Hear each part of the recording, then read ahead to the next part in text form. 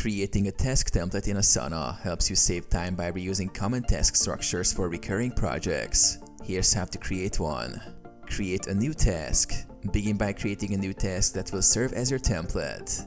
This task should include all necessary details, such as task descriptions, checklists, attachments, and comments that you want to reuse in future tasks. Add task details. Customize the task by adding relevant due dates, assignees, and any necessary subtasks or attachments.